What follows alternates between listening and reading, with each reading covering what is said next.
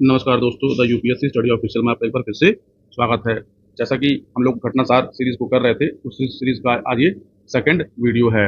और जो लोग जॉब प्रोफाइल वाले वीडियो का वेट कर रहे हैं, वो थोड़ा सा वेट करें। आज शाम को वो वाला वीडियो भी अपलोड हो जाएगा। लेकिन देखिए, आप जॉब प्रोफाइल का वीडियो देख रहे हैं, अच्छी बात है। लेकिन केवल जॉब प्रोफाइल की वीडियो देखने से आपका काम नहीं होगा, क्योंकि यदि आपको यूपी पीसीएस प्री परीक्षा को पास करना हो, चाहे बीपीएससी को, चाहे आरओ को, तो आपको पढ़ना होगा। इस चैनल पर आपके लिए दो प्लेलिस्ट हैं जो महत्वपूर्ण है, जिसका आप अनुसरण करिए, आपको पीटी परीक्षा में लाभ होगा। तो जो पहला प्लेलिस्ट है वो है Ram UP PCS current affair. UP PCS current affair, इसका मैंने नाम भले यूपी पीसीएस रखा है, लेकिन ये करंट अफेयर सभी परीक्षाओं के लिए महत्वपूर्ण है। वो चाहे यूपी पीसीएस की परीक्षा हो, चाहे आरओ की परीक्षा हो, चाहे बीपीएससी की परीक्षा हो। और दूसरा जो प्लेलिस्ट है, उसका जो नाम है वो है लक्ष्य सीरीज। लक्ष्य सीरीज में अभी केवल एक वीडियो अपलोड हुआ है, उसका वीडियो मैंने बना लिया है, उसको बस एडिट करना है।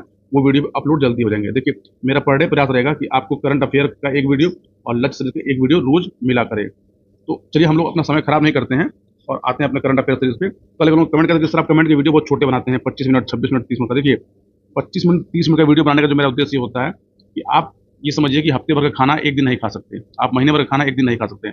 यदि आप थोड़ा थोड़ा खाना खाएंगे, तो आपको आपकी बॉडी पर वो खाना क्या करेगा, वर्क करेगा, काम करेगा। तो जो लोग 2 घंटे 2.5 घंटे का वीडियो देखते हैं, बनाते हैं, मैं उसके पक्ष में इसलिए नहीं हूँ, क्योंकि आप लगातार किसी भी वीडियो को 50 मिनट 45 मिनट से नहीं देख सकते। यदि उसके ऊपर आप देख रहे हैं, तो आप वीडियो भले देख रहे हैं, पर आपके दिमाग में कुछ जा नहीं रहा है, क्योंकि ये पढ़ने का कंटेंट है, कोई मूवी तो है नहीं। आप कभी एक बार गौर करिएगा, क्या आप अपने मोबाइल पे, अपने लैपटॉप पे आपने कोई मूवी एक बैठक में देखी हो? तो पॉसिबल, जबकि वहाँ पर एंटरटेनमेंट है। दूसरी बात, ये वीडियो कोई एंटरटेनमेंट के नहीं है। मैं सीधी बात, नो बकवास पे काम करता हूँ, इसलिए मैं प्रयास करता हूँ कि मैं आपका समय खराब ना करूँ। मेरे वीडियो अधिकतम आधे घंटे से लंबे के नहीं होंगे। और यहाँ देखिए, आधे घंटे से नहीं होने का मतलब क्या है, क्योंकि मैं ये जानता हूँ कि 30 मिनट तक एक ह्यूमन का दिमाग सबसे ज़्यादा एक्टिव वर्क में काम कर रहा होता है। 30 मिनट के बाद उसे ब्रेक लेना चाहिए, 10 मिनट का कम से कम, फिर उसको आधे घंटे अगले काम करना चाहिए। दूसरी बात देखिए, आपको चाहे यूपी पीसी की परीक्षा निकालनी हो, चाहे आरओ निकालना हो, चाहे बीपीएससी देना हो, मेरा चैनल केवल और केवल पीसीएस की परीक्षाओं को समर्पित है, अन्य परीक्षाओं को समर्पित नहीं है, क्योंकि मैं एक अकेला व्यक्ति हूँ और सारी परीक्षाओं पे काम नहीं कर सकता। हाँ, दूसरी बात क्या कि इस पर क्यों है, क्योंकि मुझे इन परीक्षाओं पे एक्सपर्टीज है, मुझे इन परीक्षाओं का अच्छा खासा अनुभव है। मैं जानता हूँ कि इन परीक्षाओं में क्या पूछा जाता है, क्या नहीं पूछा जाता है, क्या पढ़ना है, क्या नहीं पढ़ना है। यदि आप किसी भी फील्ड में जाना चाहते हो और आप उसके बेसिक्स पता हो, तो आप उसमें सफल हो सकते हैं। अतः आपका असफल होना तय है। इसीलिए मैं केवल और केवल इन्हीं परीक्षाओं को टारगेट करके ही वीडियो बनाता हूँ। जॉब प्रोफाइल का वीडियो आप लोग देख रहे हैं, उसके लिए बहुत बहुत आपको धन्यवाद। और ये जो वीडियो मैंने कल करंट अफेयर का अपलोड किया था, कल दिन में 12 बजे के आसपास, उसको अब तक जो है 135 लोगों ने देखा है। पहली बात तो जिन 135 लोगों ने देखा है, उनको तहे दिल से बहुत बहुत धन्यवाद। क्योंकि देखिए, पढ़ाई की वीडियो को देखना एक कठिन कार्य में मानता हूँ, क्योंकि पढ़ाई की वीडियो में एंटरटेनमेंट कम होता है। दूसरी बात कि या तो इन वीडियो में एंटरटेनमेंट कर लिया जाए, या तो पढ़ लिया जाए। हाँ, ये मैं दावा करता हूँ, आप चाहे आरओ की परीक्षा दे रहे हों, चाहे बीपीएससी की दे रहे हों, या फिर यूपीएससी दे रहे हों, अगर 40 करंट अफेयर के क्वेश्चन आएंगे, तो कम से कम 35 करंट अफेयर आपका सही हो जाएगा, यदि आपने अगले 3 महीने इस चैनल को फॉलो किया तो। लेकिन फॉलो करना पड़ेगा, और जितना मैं कहूँ उतना करना पड़ेगा, क्योंकि करंट कहीं बाहर नहीं आता। आपको ये पता होना चाहिए कि आयोग प्रश्न कैसे पूछता है। आप करंट को ठीक उस फॉर्म में पढ़िए। चलिए, आज आपका मैंने समय ज़्यादा खा लिया, 4 मिनट का लेक्चर था, ये पर डे नहीं होगा, तो इसके लिए भी मैं आपसे सॉरी बोलता हूँ। और हम लोगों ने कल जहाँ पे छोड़ा था, आज वहीं से शुरू करते हैं। तो चलिए शुरू करते हैं। हमारी अगली न्यूज़ क्या है कि बांग्लादेश की प्रधानमंत्री शेख हसीना की भारत यात्रा। तो देखिए, यहाँ पर एक बात क्या हो गई कि बांग्लादेश की पीएम कौन है? शेख हसीना। बांग्लादेश की कैपिटल क्या है? आप जानते हैं, मैं बताऊंगा नहीं। इसकी मुद्रा क्या है? टका है। ये भी आप जानते हैं, मुझे बताना नहीं चाहिए था। देखिए, बांग्लादेश की पीएम शेख हसीना एक उच्च स्तरीय प्रतिनिधिमंडल, ये वर्ड ध्यान रखिएगा, उच्च स्तरीय प्रतिनिधिमंडल के साथ अपनी 2 दिवसीय यात्रा 21-22 जून 2024 को भारत आई। ठीक, इससे पहले वो 9 जून 2024 को प्रधानमंत्री मोदी के शपथ ग्रहण समारोह में भी शामिल हुई थी। 22 जून 2024 को प्रधानमंत्री मोदी और शेख हसीना के बीच नई दिल्ली के हैदराबाद हाउस में द्विपक्षीय वार्ता संपन्न हुई। देखिए, अब आयोग यहाँ पे क्वेश्चन क्या बना सकता है? आयोग आपसे क्वेश्चन बना सकता है कि जून माह में शेख हसीना ने भारत की यात्रा कितने बार की। अगर उसको सिंपल बनना हो, आप जानते हैं 2 बार, या तो इन दोनों डेटों को पूछ ले, या फिर ये पूछ ले कि प्रधानमंत्री शेख हसीना और प्रधानमंत्री मोदी की मुलाकात या मीटिंग कहाँ पर हुई, तो वो दिल्ली के हैदराबाद हाउस में हुई थी। आप जब दिल्ली जाएंगे तो वहाँ पे जितने भी स्टेट हैं उन स्टेट के नाम से जो है कुछ भवन बनाए गए हैं। ठीक उसी में से एक महत्वपूर्ण भवन है हैदराबाद हाउस। अब यहाँ पे देखिए मामला क्या था कि वार्ता के बाद क्या हुआ कि तीस्ता नदी जल के संरक्षण और प्रबंधन के लिए मेगा परियोजना सहित 10 समझौतों पर हस्ताक्षर किए गए। ठीक, अब देखिए कौन कौन से वो मुद्दे थे। देखिए दोनों पक्षों ने डिजिटल क्षेत्र, समुद्री अर्थव्यवस्था, ब्लू इकोनॉमी, रेलवे, अंतरिक्ष, हरित प्रौद्योगिकी जिसको ग्रीन टेक्नोलॉजी बोलते हैं, स्वास्थ्य और चिकित्सा जैसे कई महत्वपूर्ण क्षेत्रों में संबंध मजबूत करने के लिए समझौतों पर हस्ताक्षर किए। देखिए आयोग को अगर पेपर कठिन बनाना हो तो वो क्या करेगा कि हाल ही में शेख हसीना की यात्रा पर भारत और बांग्लादेश के मध्य किन किन मुद्दों पर सहमति बनी और किन मुद्दों पर हस्ताक्षर किए गए, वो इसमें से कोई 4-5 देगा, पूछेगा इनमें से कौन नहीं है या इनमें से है, या कूट से बना के प्रश्न से पूछ लेगा। तो ये वाला जो पैरा है आपके काम का है, इसलिए इसको आप नोट कर लीजिएगा, अंडरलाइन कर लीजिएगा अपनी कॉपी में। दूसरी क्या है कि भारत और बांग्लादेश ने राजशाही और कोलकाता के बीच नई ट्रेन सेवा, चटगांव तथा कोलकाता के बीच नई बस सेवा शुरू करने की घोषणा की। देखिए कहाँ कहाँ, राजशाही और कोलकाता, चटगांव और कोलकाता। चटगांव किस लिए फेमस है आप कमेंट करके बताइएगा। चटगांव में एक बहुत महत्वपूर्ण घटना हुई थी क्रांतिकारी, उसके बारे में कमेंट करिएगा, नहीं हो तो मैं आपको अगली वीडियो में बता दूंगा। फिर क्या हुआ कि देखिए भारत में ई मेडिकल वीजा सुविधा प्रारंभ की गई, यानी बांग्लादेश से इलाज के लिए जो लोग भारत आते हैं उनके लिए ई मेडिकल वीजा की फैसिलिटी स्टार्ट की गई। देखिए अब बाकी इसमें तीन सब काम की आगे नहीं है, इसको छोड़ दीजिए। देखिए ये महत्वपूर्ण जो समझौते थे जो मैंने आपको बताया, भारत बांग्लादेश के बीच डिजिटल समझौता, समुद्री सहयोग और ब्लू इकोनॉमी जिसको नीला अर्थव्यवस्था, उसके बाद स्वास्थ्य और चिकित्सा, अंतरिक्ष प्रौद्योगिकी, ग्रह संचार, रेल मंत्रालय यानी रेल के बीच में, और समुद्री विज्ञान, संयुक्त अनुसंधान यानी आपदा प्रबंधन, ये सब मुद्दों पर समझौते किए गए जिन पर हस्ताक्षर किए गए। आप इन मुद्दों को याद रखिएगा क्योंकि आयोग इन मुद्दों को स्टेटमेंट बना के प्रश्न पूछ लेता है। अब आते हैं अपने अगले न्यूज पर।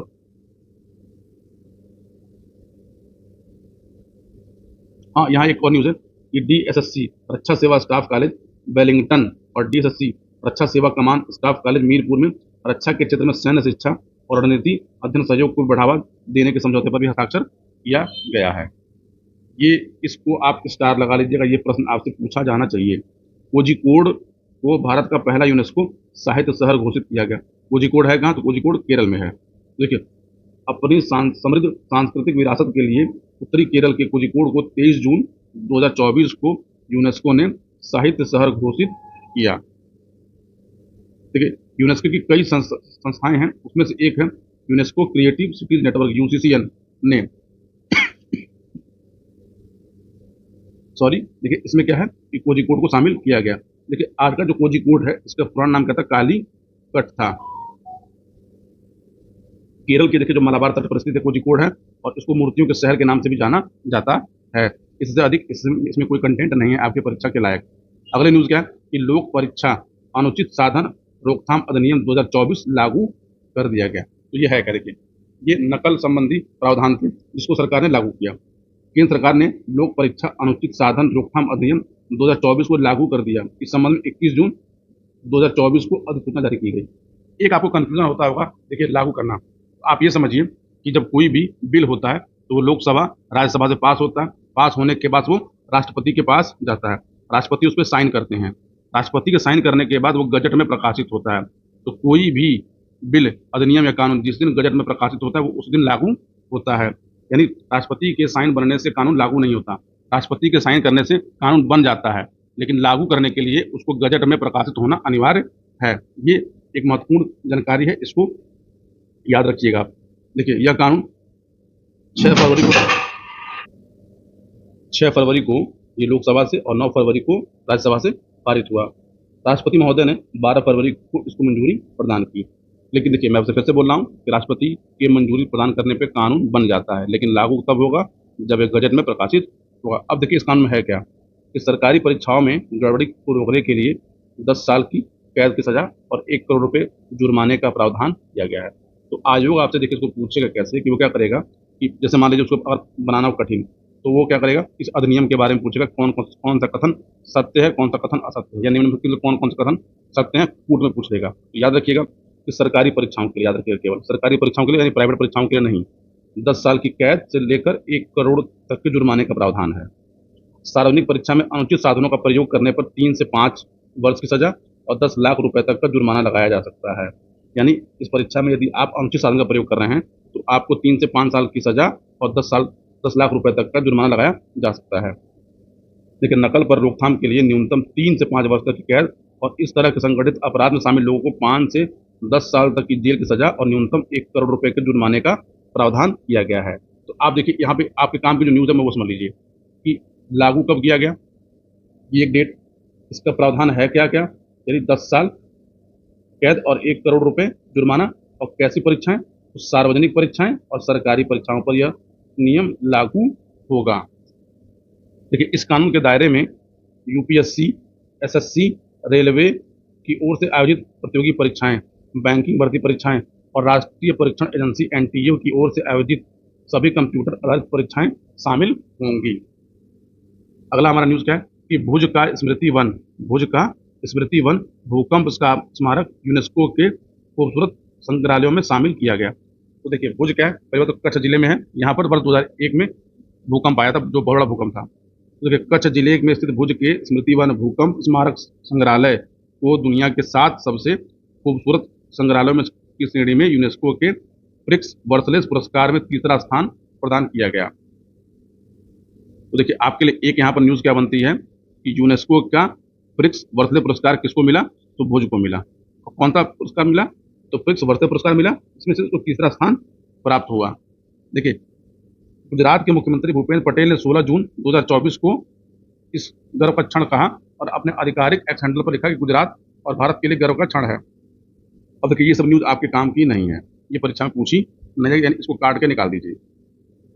देखिए भुज के स्मृति वन भूकंप स्मारक संग्रहालय को यूनेस्को द्वारा प्रतिवर्ष घोषित वास्तुकला और डिजाइन के क्षेत्र में प्रतिष्ठित प्रिक्स वर्सेस पुरस्कार के तहत दुनिया के 7 सबसे खूबसूरत संग्रहालयों की सूची में शामिल किया गया है। ठीक, भुज के स्मृति वन भूकंप संग्रहालय को चीन के चेंगदू A4 आर्ट म्यूजियम और मिस्र के गीजा ग्रैंड इजिप्टियन म्यूजियम के बाद तीसरे स्थान पर रखा गया है। यानी पहले स्थान पर चाइना का क्या है, एक म्यूजियम है, उसका नाम क्या है, चेंगदे A4, और दूसरे स्थान पर क्या है, मिस्र का गीजा में स्थित ग्रैंड इजिप्टियन म्यूजियम। इसके अलावा इसमें से और कोई न्यूज़ आपके काम की नहीं है। बस याद रखिएगा कि वहाँ पर 26 जनवरी 2001 को भुज में भूकंप आया था। अगर इसको बनाना हो स्टेटमेंट तो बना कैसे पूछ सकता है आपसे। अब देखिए भारत की सबसे बड़ी जलवायु घड़ी। तो देखिए 23 अप्रैल 2024 को वैज्ञानिक एवं औद्योगिक अनुसंधान CSIR ने पृथ्वी दिवस समारोह के एक भाग के रूप में रफी मार्ग नई दिल्ली स्थित CSIR मुख्यालय भवन में भारत की सबसे बड़ी जलवायु घड़ी स्थापित की। अब देखिए यहाँ पे आपसे क्या क्या प्रश्न बनते हैं। पहली बात तो ये कि CSIR की स्थापना कब हुई थी, तो इसकी स्थापना 1942 में हुई थी। CSIR किसके अंडर में काम करती है, तो ये PMO के अंडर में काम करती है, मतलब PMO उसके पदेन अध्यक्ष होते हैं। इसका मुख्यालय कहाँ है, इसका मुख्यालय नई दिल्ली में है। नई दिल्ली में जलवायु घड़ी स्थापित की गई है। अब आते हैं कि देखिए जलवायु घड़ी है क्या। तो जलवायु घड़ी जो है एक सरल उपकरण पर केंद्रित है, यानी एक घड़ी जो शून्य उत्सर्जन तक पहुंचने के लिए महत्वपूर्ण समय विंडो की गिनती करती है। ठीक, जो हमारे प्रगति को ट्रैक करती है। सितंबर 2020 में न्यूयॉर्क में लॉन्च के बाद क्लाइमेट क्लॉक टीम चियापासा से कजाकिस्तान तक, कोरिया से ग्लासगो तक दुनिया भर में लगाया गया है। लेकिन भारत में अब तक कहाँ लगाया गया, तो भारत में नई दिल्ली में CSIR मुख्यालय में लगाया गया। आते अब अपने अगले टॉपिक पे। कश्मीर में विश्व का सबसे ऊंचे रेलवे पुल पर पूर्ण ट्रेन ट्रायल का सफल परीक्षण किया गया। देखिए जम्मू कश्मीर और कश्मीर घाटी को शेष भारत से रेल लिंक द्वारा जोड़ने के लिए 20 जून 2024 को रेलवे ने संगलदान से रियासी तक लगभग 46 किलोमीटर के खंड पर मेमू ट्रेन का सफल परीक्षण किया। ठीक, देखिए जम्मू और कश्मीर के रियासी जिले में बक्कल और कोरी के बीच यह पुल 1.3 किलोमीटर लंबा और चिनाब नदी से 359 मीटर ऊपर स्थित है। आपको यहाँ पे काम की जो खबर है वो क्या है कि जम्मू कश्मीर के किस जिले में है, रियासी जिले में। ठीक, किस नदी पर है, तो चिनाब नदी पर है। कितने किलोमीटर की इसकी लंबाई है, तो 1.3 किलोमीटर की लंबाई है। और चिनाब के तल से कितना है, तो 359 मीटर ये है। यानी ये वाला पैरा आपके काम का है। ठीक, यह विश्व का सबसे ऊंचा एकल मेहराब वाला रेलवे पुल है जो 227 किमी लंबे उधमपुर श्रीनगर बारामूला रेल लिंक परियोजना का हिस्सा है। तो ये भी याद रखिएगा, ये भी आपके काम का ही है। अगर इसको से पूछना हो स्टेटमेंट बेस बना के, तो ये दोनों में से स्टेटमेंट बना के पूछा जा सकता है।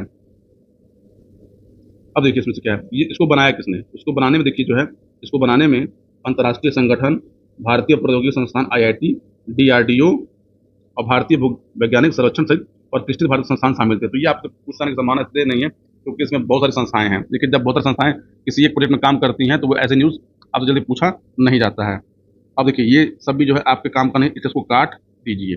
मैं फिर से बोल रहा हूँ, देखिए मैगजीन में से क्या नहीं पढ़ना ये महत्वपूर्ण होता है, क्या हमसे पूछा जाएगा ये महत्वपूर्ण होता है। अब देखिए चिनाब नदी भारत और पाकिस्तान की एक प्रमुख नदी है जो सिंधु नदी की सहायक नदी है।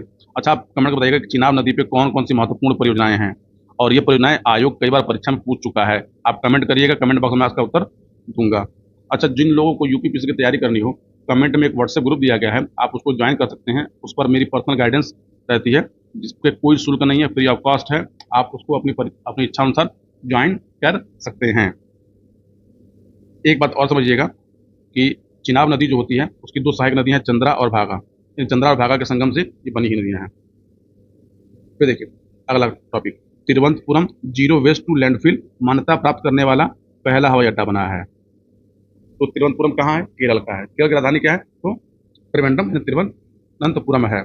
इस अड्डे को जीरो वेस्ट टू लैंडफिल की मान्यता प्राप्त करने वाला भारत का पहला हवाई अड्डा बन गया है। ठीक, इसका मतलब क्या है कि यहाँ पर कचरा अपशिष्ट प्रबंधन की बेहतर व्यवस्था की गई है, इसलिए उसको ये मान्यता दी गई है। बस इतना ही इसमें से, और काम की कोई चीज़ नहीं है, बाकी सब आप पढ़ लीजिए, चाहे काट के फेंक दीजिए यहाँ से। अब अगला देखिए महत्वपूर्ण टॉपिक, WHO ने हैदराबाद स्थित राष्ट्रीय भारतीय चिकित्सा विरासत संस्थान को मान्यता दी है। तो है क्या, देखिए कि WHO ने आयुष मंत्रालय के अंतर्गत हैदराबाद में स्थित राष्ट्रीय भारतीय चिकित्सा विरासत संस्थान NIIMH को पारंपरिक चिकित्सा अनुसंधान के लिए WHO का सहयोगी केंद्र के रूप में नामित किया है। अब देखिए इसकी स्थापना कब की गई थी, 1956 में की गई थी। और NIIMH ऐसा सम्मान पाने वाला तीसरा भारतीय संस्थान है। ये सब आप काट के फेंक दीजिए, आपके काम की नहीं है। फिर देखिए अगला, DD किसान चैनल द्वारा AI एंकर कृषि और भूमि लॉन्च किया गया। तो देखिए दूरदर्शन का जो DD किसान चैनल है 26 मई 2024 को अपनी 9वीं वर्षगांठ के अवसर पर भारत के सरकारी प्रसारण इतिहास में पहले AI एंकर कृषि और भूमि को पेश करके उल्लेखनीय यात्रा की शुरुआत की। तो आप एक काम करिएगा, देखिए DD किसान जो चैनल है वो दूरदर्शन का अंडर में आता है। आप कमेंट करके बताइए कि दूरदर्शन किस मंत्रालय के अंडर में कार्य करता है या फिर किस मंत्रालय के अधीन है।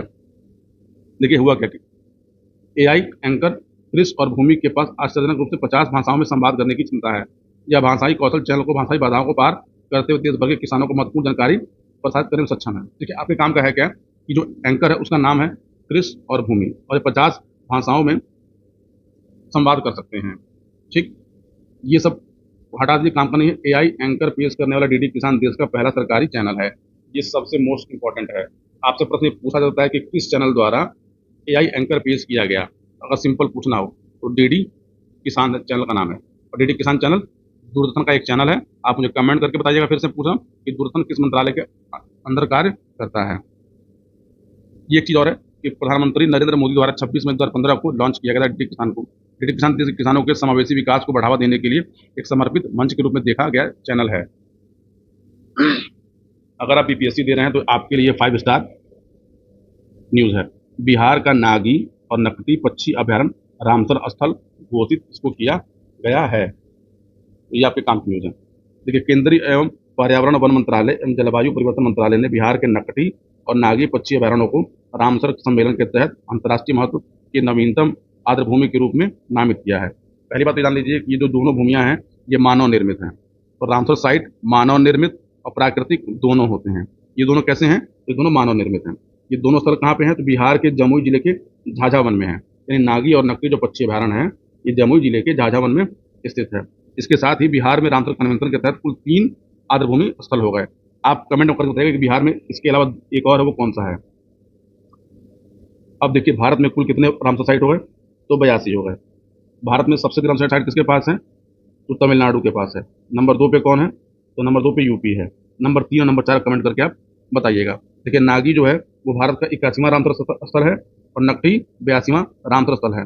देखिए नागी आर्द्रभूमि नागी नदी पर बांध बनाकर बनाया गया एक मानव निर्मित स्थल है। तो यहाँ पे काम का है कि नागी कहाँ पर है, तो नागी नदी पर है।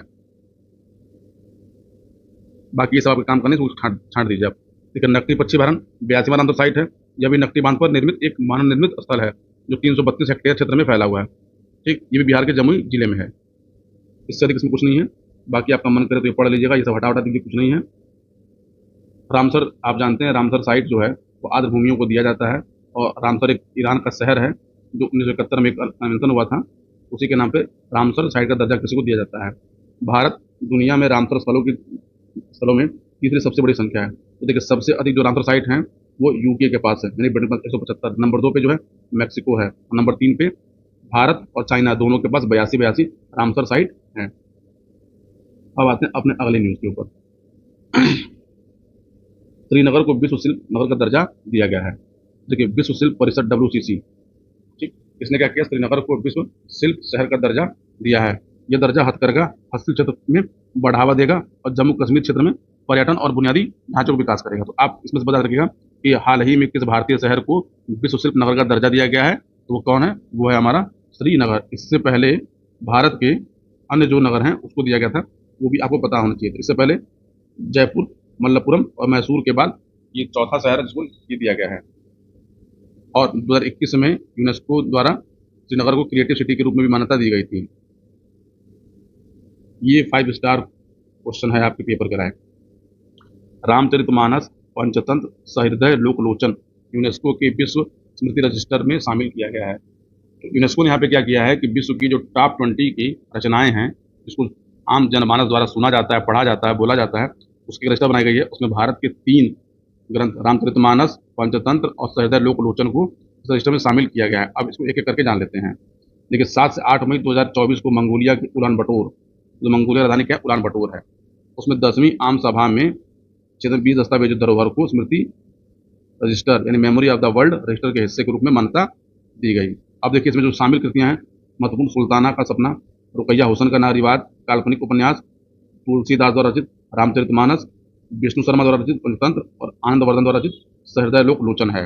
अब इसके बारे में एक एक करके जान लीजिए। देखिए आयोग आपसे या तो पूछेगा कौन कौन शामिल किया गया, या इन पुस्तकों के बारे में आपसे कुछ ना कुछ पूछ सकता है। तो चलिए हम लोग एक एक देखिए।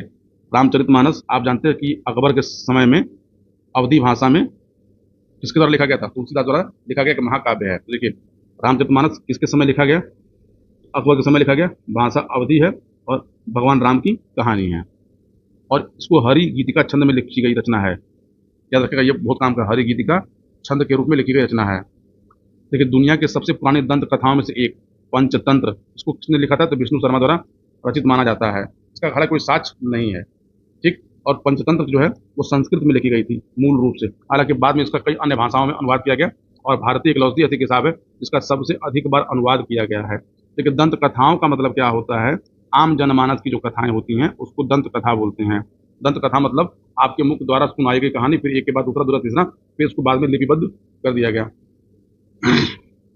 आनंद वर्धन द्वारा रचित सहृदय लोकलोचन भारतीय काव्यशास्त्र पर एक ग्रंथ है, ठीक। ये कश्मीर के एक राजा थे, अनंति वर्मन के शासनकाल में रहते थे, और ये भी ग्रंथ जो है संस्कृत भाषा में ही लिखा गया है। बाकी आपके ये काम की और चीज नहीं, इसको आप काट के अलग कर दीजिए, इसको पढ़ने की कोई जरूरत नहीं है। बाकी आपका मतलब पढ़िए, मुझ पर मुझे नहीं लगता कि पेपर में आएगा। देखिए भारत लगातार 6वें वर्ष वैश्विक इंटरनेट शटडाउन रिपोर्ट में शीर्ष पर है। देखिए डिजिटल अधिकारों पर ध्यान केंद्रित करने वाली गैर लाभकारी समूह एक्सेस नाउ और हैशटैग कीप इट ऑन गठबंधन द्वारा संकलित 15 मई 24 को जारी आंकड़ों के अनुसार भारत ने वर्ष 2023 में टोटल 116 मामले आए जब भारत ने क्या किया, इंटरनेट को शट डाउन किया। इसलिए भारत का स्थान क्या है, 6वें वर्ष में सबसे अधिक इंटरनेट बंद करने का आदेश देने वाला देश बन गया है। बस इसमें से इतनी चीजें हैं, बाकी इसमें से कोई ये काम की नहीं है, ये सब आप पढ़िए ना पढ़िए कोई मतलब नहीं है। तो ये मत करिएगा, बस 6वां याद रखिएगा देश। भारतीय वायुसेना द्वारा भीष्म पोर्टेबल अस्पताल का परीक्षण किया गया। देखिए पोर्टेबल का मतलब क्या होता है, जिसको आसानी से एक जगह दूसरी जगह ले जाया जा सकता है। तो भारतीय वायुसेना द्वारा भीष्म पोर्टेबल अस्पताल का जो है, इसको यानी एक ये बना बना अस्पताल है जिसको जब चाहें एक जगह से दूसरी जगह ले जाया जा सकता है। तो देखिए भीष्म पोर्टेबल अस्पताल को पैराशूट की मदद से आकाश से धरती पर उतारने का एक सफल परीक्षण वायुसेना द्वारा आगरा के मलपुरा डंपिंग जोन में 14 मई 2024 को किया गया, ठीक। इतनी आपके काम की चीज है। अब यह है क्या कि देखिए इसको जो है भीष्म के तहत बनाया गया। भीष्म है क्या कि भारत हेल्थ इनिशिएटिव सहयोग हिता एंड मैत्री पोर्टेबल है। देखिए यह है क्या कि ये पोर्टेबल अस्पताल को पीछे शक्तिशाली पैराशूट की सहायता से विमान या हेलीकॉप्टर अथवा ड्रोन से कहीं सुदूर दुर्गम इलाके में उतारा जा सकता है। इसकी सहायता से एक साथ 200 लोगों की चिकित्सीय सहायता उपलब्ध कराई जा सकती है। बाकी आपकी सब काम की चीज़ें नहीं है, इसको छोड़ दीजिए, हटा दीजिए। देखिए, वनाग्नि रोकने के लिए उत्तराखंड का पीरू लाओ पैसा पाओ अभियान चालू किया गया है। तो देखिए, उत्तराखंड में आप जानते हैं बहुत सारे जंगल है और उन जंगलों में अक्सर आग लगती रहती है। उसी के तहत ये मिशन का प्रारंभ किया गया है। तो ये मिशन उत्तराखंड के रुद्रप्रयाग जिले में शुरू किया गया है। मिशन के तहत पिरूल कलेक्शन सेंटर पर 50 रुपये किलो के हिसाब से पिरूल खरीदा जाएगा। अब है क्या, देखिए पिरूल क्या है। तो पिरूल का तात्पर्य पहाड़ों में पाए जाने वाले चीड़ के पेड़ के पत्तियों से है। तो ये पिरूल सूखी पत्तियों में वनों में आग के लिए सबसे बड़ा कारण क्या होता है। देखिए, पिरूल जो होती हैं वो जब गर्मी का मौसम होता है तो गर्मी के मौसम में धूप से या सूर्य की रोशनी से उनके अंदर आग लग जाती है और आग लगने से क्या होता है, जंगल में आग लगने लगता है। उसके बाद हमारा सबसे स्टार न्यूज़, ये भी पेपर में आपसे पूछा जाना चाहिए। भारत विश्व का तीसरा सबसे बड़ा सौर ऊर्जा उत्पादक देश बना है। तो देखिए, ग्लोबल इलेक्ट्रिसिटी रिव्यू 2024 नामक रिपोर्ट जारी की गई। उसमें भारत ने जापान को पीछे छोड़कर विश्व का तीसरा सबसे बड़ा सौर ऊर्जा उत्पादक देश बन गया है। तो कितना किया इसने वर्ल्ड में, 113 बिलियन यूनिट इसने किया है। देखिए, अब इसमें से फिर आपके काम की क्या है, 80 देशों में की रैंकिंग थी, उसमें भारत को रैंक कितना मिला, तो भारत को रैंक तीसरा मिला है। अब देखिए, इसमें टॉप पे कौन कौन है, तो नंबर 1 पे चाइना है, नंबर 2 पे अमेरिका है, नंबर 3 भारत है, नंबर 4 पे जापान है। आप टॉप के 4 जो है वो याद रखिएगा। देखिए, महाराष्ट्र में जो है पहला संविधान पार्क का उद्घाटन किया गया। अब संविधान पार्क है क्या, इस महाराष्ट्र के पुणे में एक पार्क बनाया गया है। उस पार्क में भारतीय सेना और पुनीत वालन ग्रुप द्वारा संयुक्त रूप से इसको विकास किया गया है। संविधान पार्क संविधान के संस्थापक नेताओं के लिए एक श्रद्धांजलि है। यह पार्क भारतीय संविधान के मूल्यों के प्रति एकता और प्रतिबद्धता का प्रतीक है। यानी इस संविधान पार्क में भारतीय संसद की प्रतिकृति और राज चिन्ह वाले 3 सिंहों की प्रतिकृति लगाई गई है। यानी आप इतना इसके अलावा पढ़ना पड़ेगा। बाकी आप जानते हैं भारतीय संविधान को 26 नवंबर 1949 को अंगीकृत किया गया था और 26 जनवरी 1950 को उसको लागू किया गया था। देश में 3वां गणना रिपोर्ट 2022, देखिए रिपोर्ट है 2022 की, लेकिन जारी कब की गई, 29 फरवरी 2024 को जारी की गई। Status of leopards in India 2022 शीर्षक से इस रिपोर्ट को केंद्रीय एवं पर्यावरण वन मंत्रालय के भूपेंद्र यादव ने इसको जारी किया। इसमें देखिए काम की आपकी न्यूज़ क्या है कि 2022 में 13,874 तेंदुए भारत में पाए गए। 2018 की तुलना में 22 में 7.95% की वृद्धि हुई है। सबसे अधिक तेंदुआ मध्य भारत एवं पूर्वी घाट में पाए गए, फिर पश्चिमी घाट में। संख्या याद मत रखिएगा क्योंकि संख्या याद करना पॉसिबल नहीं है आपके लिए। फिर शिवालिक पहाड़ियों में, फिर गंगा के मैदानों में। अब ये सब आप काट दीजिए और ये सब भी आप काट दीजिए। देखिए, राज्यों में सबसे अधिक तेंदुआ किसके पास है, तो मध्य प्रदेश के पास है 3,907। नंबर 2 पे कौन सा है, महाराष्ट्र। नंबर 3 पे कर्नाटक। बस इतना है आपके काम का। तो चलिए आगे की क्लास हम लोग यहीं पे रोकते हैं और कल फिर से मिलते हैं डे नंबर 3 में। अगर ये वीडियो आपको अच्छा लग रहा है तो आप इसको लाइक, सब्सक्राइब और शेयर जरूर करें। देखिए, करंट अफेयर किसी भी परीक्षा की जान है, इसलिए करंट अफेयर को बहुत ध्यान से पढ़िए। और मैं फिर से बोल रहा हूँ कि करंट अफेयर में क्या नहीं पढ़ना है ये महत्वपूर्ण है। मेरी मैगजीन देखिए टोटल 160 पेज की है। मैं फिर से बोल रहा हूँ, इस 160 में से मात्र 60 पेज ही आपके काम का है। यदि आपके पास मैगजीन है तो आपको जब मैं बता रहा हूँ तो उन लाइनों को अंडरलाइन कर लीजिए और जो मैं आपको ब्रेकेट लगाता हूँ ये समझिए उसका सबसे की पॉइंट है।